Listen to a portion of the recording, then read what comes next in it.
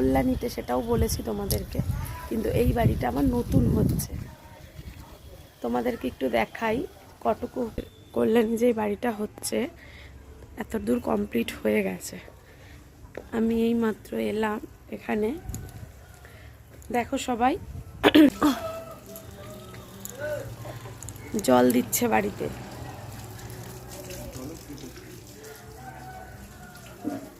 জল দিচ্ছ? হয়ে গেছে সব জল দেওয়া? না না, এই চলছে। আজকে